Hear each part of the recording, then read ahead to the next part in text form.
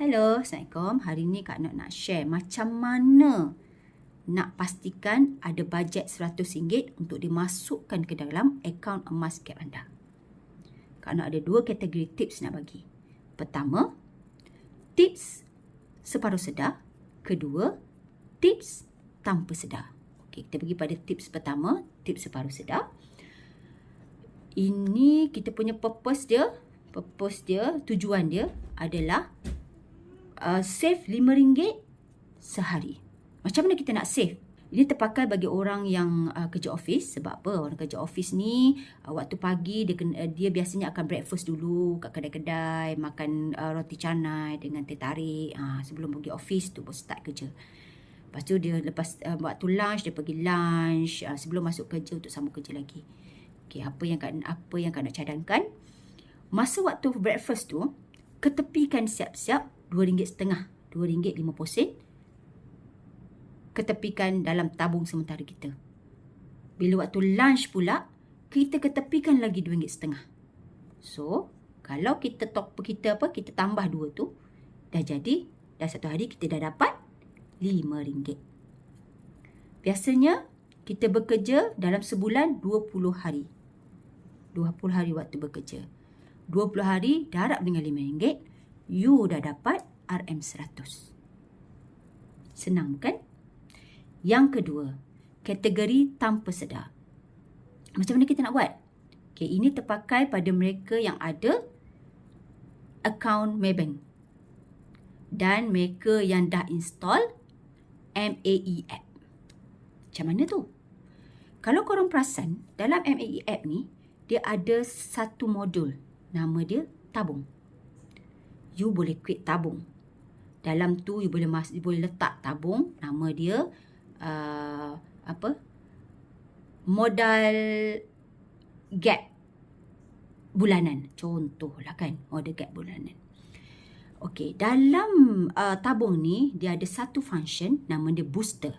Booster ni fungsi dia adalah untuk mempercepatkan lagi kita punya tabungan tu. Contoh, impian kita untuk kumpul RM100 sebulan. So, dalam booster ni dia ada dua sub-function.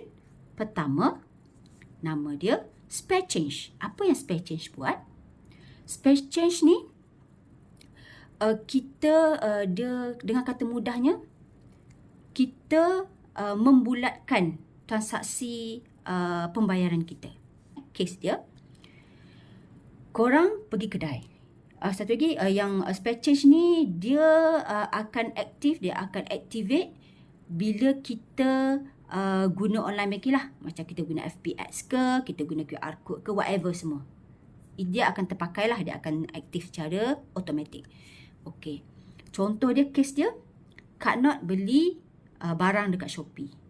Harga RM4.10. Kerana dah siap-siap ni dalam spare change ni, dia bulatkan kepada RM5. So apa yang MAE buat? RM4.10 tadi dia akan bayar kepada penjual, dan RM4.90 pula dia akan masukkan dalam kita punya tabung. Faham? Okey, itu spare change. Yang sub-function kedua, kita panggil dia guilty. Tak tahu nama penuh dia apa, tapi Kak Nok perasan guilty lah. Guilty punya sub-function. Dalam guilty tu dia ada banyak kategori. Dia ada kategori shopping, dia ada kategori food, dia ada kategori entertainment. Kak Nok fokuskan satu kan food, makan. Okay. Kes dia, kita dah siap-siap. Kalau dalam kategori food, kalau kita berbelanja untuk makanan tu, makanan tu RM30. Dalam satu resit, RM30 kita berbelanja. RM30 kita berbelanja. Lepas tu,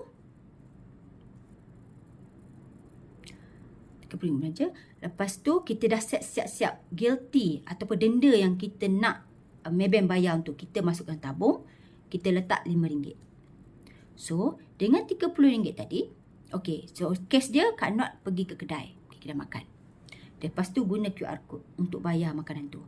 Harga makanan tu harga dia dalam RM35. RM40 lah. RM40. So RM40.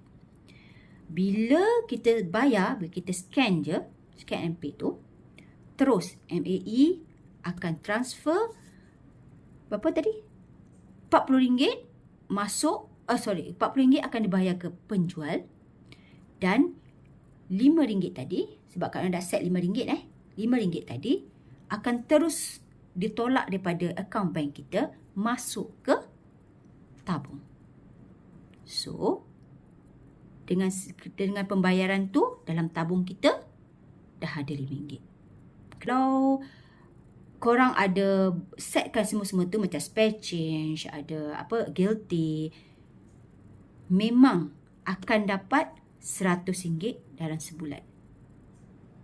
Tapi lagi bagus, lagi cepat bagi mereka yang memang kaki shopping, kaki makan kat luar. Apa lagi?